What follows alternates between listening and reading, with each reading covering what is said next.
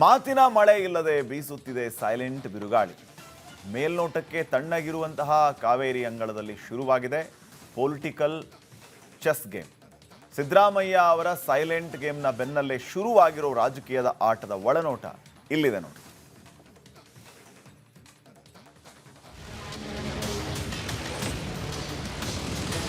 ಆಳ ನೋಡದೆ ಕಾಲಿಡಬೇಡ, ಅಲೆ ನೋಡಿ ದೋಣಿ ಬಿಡಬೇಡ ಅಂತಾರೆ ದೊಡ್ಡೋರು. ಮೇಲ್ಮೇಲೆ ತಣ್ಣ ಕಂಡ್ರು ಒಳಗೆ ಸೈಕ್ಲೋನ್ ಇದ್ರೆ ಯಾರಿಗ್ ಗೊತ್ತಾಗತ್ತ ಹೇಳು. ಬೆಳಗಿರೋದೆಲ್ಲ ಹಾಲಲ್ಲ, ಕಪ್ಪಗಿರೋದೆಲ್ಲ ಇದ್ಲಲ್ಲ.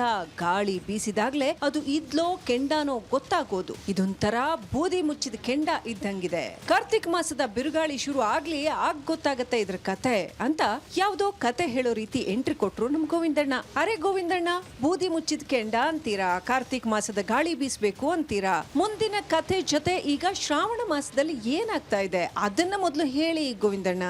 ಅದ್ ಯಾವ ಕೆಂಡ, ಯಾವ ಗಾಳಿ, ಏನ್ ಕತೆ ಅಂತ ಕೇಳಿದಾಗ ಬಾಯ್ ಬಿಟ್ರು ನೋಡಿ, ಬೂದಿ ಮುಚ್ಚಿದ ಕೆಂಡದ ಕತೆ.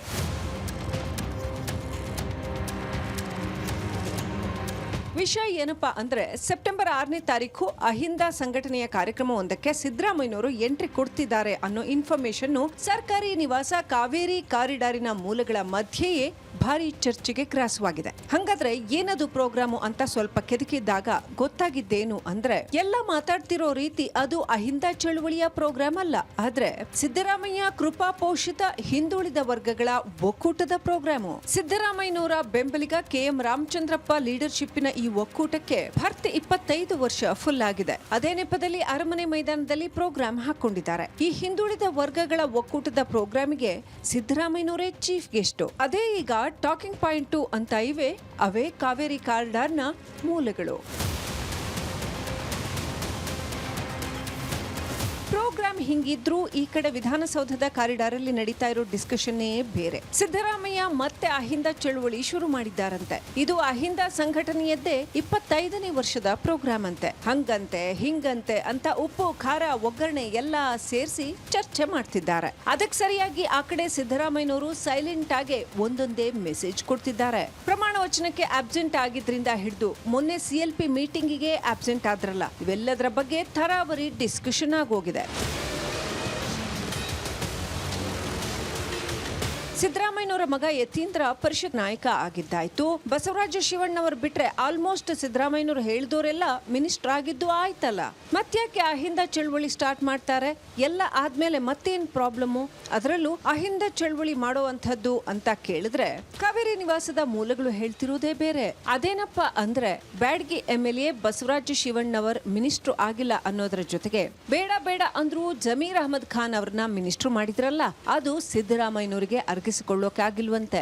ಅದಕ್ಕಿಂತ ಇಂಪಾರ್ಟೆಂಟ್ ಏನಪ್ಪಾ ಅಂದ್ರೆ, ಸಿದ್ದರಾಮಯ್ಯನವರು CM ಆಗಿದ್ದಾಗ DK ಚೆಸ್ ಗೇಮ್ ಆಡ್ತಿದ್ರಲ್ಲ, ಈಗ ಅದೇ ಆಟವನ್ನ ಇವರು ಮುಂದುವರ್ಸೋಕೆ ಶುರು ಮಾಡಿದಾರಂತೆ. ಚೆಸ್ ಆಟ ಆಡಕ್ಕೆ ಕೂತ್ಕೊಂಡು ಚೆಕ್ ಮೇಟ್ ಇಟ್ರೆ ಅಯ್ಯೋ ಚೆಕ್ ಮೇಟ್ ಇಡಬೇಡ ಅಂತ ಹೇಳಕ್ಕಾಗತ್ತಾ?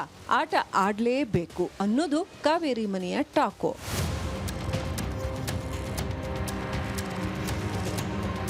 ಅಂದಂಗೆ ಸಿದ್ದರಾಮಯ್ಯನವರು ಈಗ ಈ ಆಟ ಶುರು ಹಚ್ಕೊಂಡಿರೋದು ಯಾಕೆ ಅಂದ್ರೆ, DK ಗೌರ್ಮೆಂಟ್ ಅಲ್ಲೂ ತಮ್ಮ ಗ್ರಿಪ್ ಇಟ್ಕೊಳ್ಳಕಂತೆ. ಅಷ್ಟೇ ಅಲ್ಲ, ಬಾಕಿ ಉಳಿದಿರೋ ಒಂದು ಮಿನಿಸ್ಟರ್ ಪೋಸ್ಟ್ ಇಂದ ಹಿಡಿದು council, chief whip, MLC nomination ಕಡೆಗೆ ಸರ್ಕಾರದ ಇಂಪಾರ್ಟೆಂಟ್ ಡಿಸಿಷನ್ಸ್ ವರೆಗೂ ಎಲ್ಲದರಲ್ಲೂ ಹೋಲ್ಡ್ ಇಟ್ಕೋಬೇಕು ಅನ್ನೋ ಕಾವೇರಿ ನಿವಾಸದೊಳಗೆ ಕೂತವರ ಪ್ಲಾನು ಅಲ್ಲೇ ಇರೋ ಮೂಲಗಳಿಂದ ಲೀಕ್ ಆಗಿ ಈಗ ಟಾಕ್ ಆಗಿದೆ.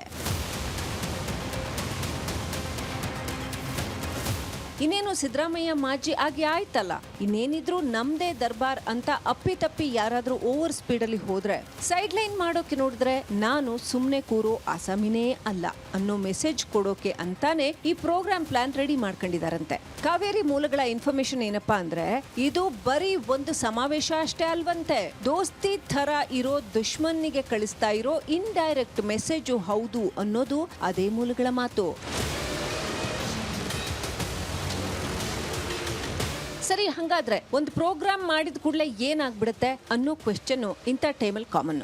ಆದ್ರೆ ಸಿದ್ದರಾಮಯ್ಯ ಕ್ಲೈಮ್ಯಾಕ್ಸ್ ಅನ್ನ ಡಿಸೈಡ್ ಮಾಡಿಕೊಳ್ಳದೆ ಸ್ಕ್ರೀನ್ ಪ್ಲೇ ಬರೆಯೋಕೆ ಕೂರಲ್ಲ ಅನ್ನೋದು ಅವ್ರ ಸುತ್ತಮುತ್ತ ಇರೋರ ಎಕ್ಸ್ಪೀರಿಯನ್ಸಿನ ಟಾಕು. ಹಂಗಾದ್ರೆ ಈಗ ಹೆಣದಿರೋ ಈ ಪೊಲಿಟಿಕಲ್ ಥ್ರಿಲ್ಲರ್ ಸಿನಿಮಾ ಕ್ಲೈಮ್ಯಾಕ್ಸ್ ಅಲ್ಲಿ ಏನಿದೆ ಅಂತ ಕೇಳಿದ್ರೆ ಅವರ ಕಣ್ಣಿಗೆ ಇದೇ ಸಿದ್ದರಾಮಯ್ಯನವರು ಸಿಎಂ ಪಟ್ಟದಿಂದ ಕೆಳಗಿಳಿಯೋ ಹಿಂದಿನ ದಿನ ರಿಸೀವ್ ಮಾಡಿಕೊಂಡ ಜಾತಿ ಗಣತಿಯೇ ಕಾಣಿಸಿದೆ ಅನ್ನೋದು ಅದೇ ಮೂಲಗಳ ಕಣ್ಣಿಂದ ನಮ್ಮ ಒಳನೋಟಕ್ಕೆ ಕಂಡಿದೆ.